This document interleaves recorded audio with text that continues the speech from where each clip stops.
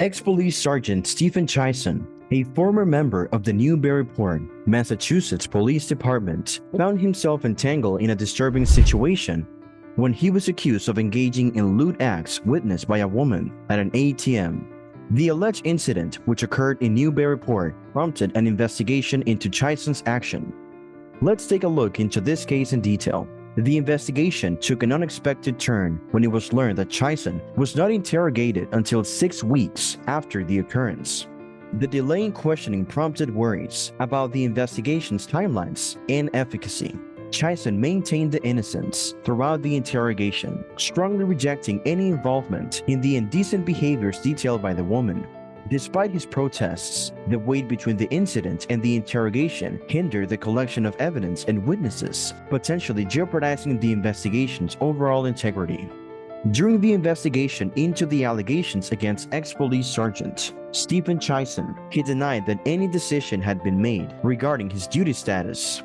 Chison asserted that he was unaware of any official determination regarding his employment within the police force.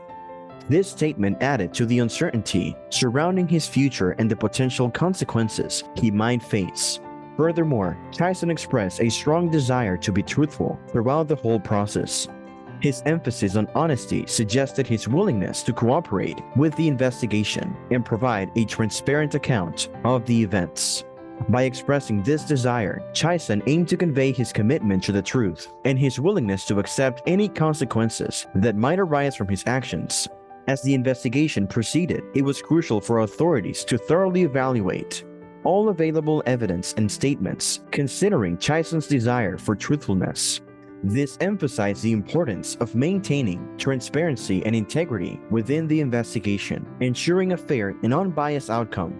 During the investigation into the allegations against ex-police sergeant Stephen Chison, the investigator took a crucial step by reminding Chison of his Miranda rights. This action was aimed at ensuring that Chison was aware of his legal protections and could make an informed decision regarding his participation in the discussion.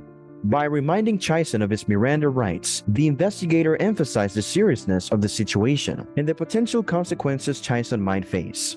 These rights include the right to remain silent and the right to have an attorney present during questioning. It indicated that Chison had the option to exercise these rights if he chose to do so. The investigator then posed a direct question, asking Chison if he wanted to discuss the situation. This question gave Chison the chance to decide whether he wanted to engage in a conversation about the allegations or exercise his right to remain silent. The investigator's approach demonstrated a commitment to upholding Chison's legal rights and ensuring a fair and lawful process.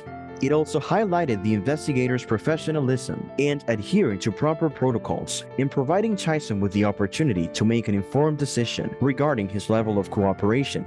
In response to the allegations against him, the ex-police sergeant took a defensive stance during the investigation. He vehemently denied being present at the scene of the alleged crime, suggesting that he was falsely accused or mistakenly identified.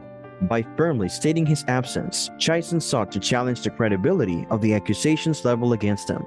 In an effort to support his claim of innocence, Chison offered his cell phone records as evidence.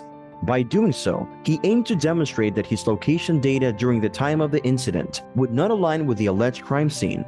Chison's willingness to provide his phone records indicated a level of cooperation and a belief that the evidence would exonerate him.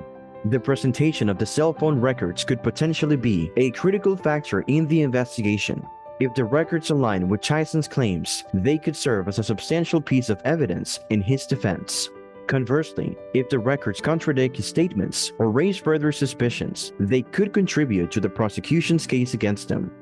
Ultimately, change of license plate and offer of cell phone records represent his efforts to challenge the accusations and provide evidence that supports his version of the events.